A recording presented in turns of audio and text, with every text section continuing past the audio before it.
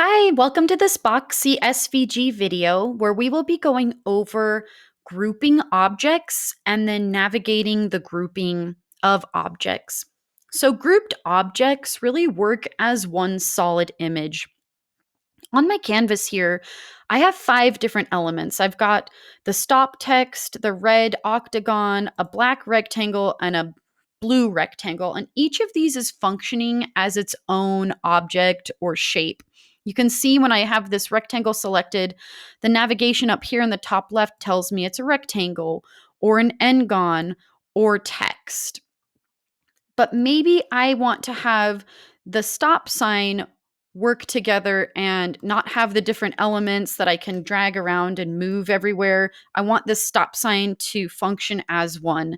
I'm going to hit Ctrl+Z on my keyboard a few times to undo what I just did. And instead, I want to group these objects together.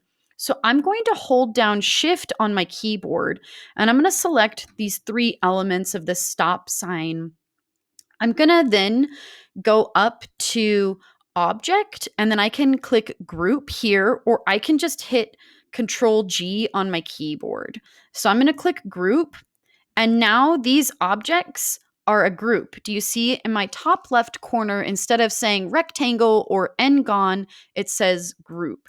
And when I move the stop sign around now, it functions as one solid image. I can now rotate it as one. I can resize it as one as well. I can skew it. I'm going to hit Ctrl+Z a few times to kind of undo what I did. But you can also have groups within groups. So if maybe I wanted to add this blue rectangle to my stop sign group, I can click my stop sign group as well as hold down Shift and click that blue rectangle, hit Ctrl+G on my keyboard or go up to Object Group. And now all of this functions as as one single solid object.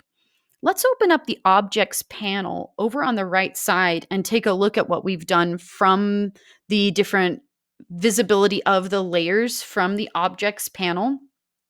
Remember, I just added all of my elements to the same group.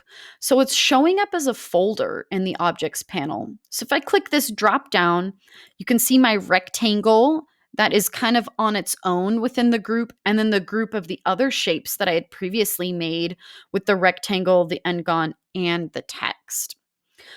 So you can see that as I select different objects within the Objects panel, that it selects just that particular object. That's helpful sometimes to use the Objects panel to select a particular object. You can hold down Shift and select multiple objects straight from your Objects panel instead of having to click them on the canvas. You can see again that the groups show up as folders here in the panel.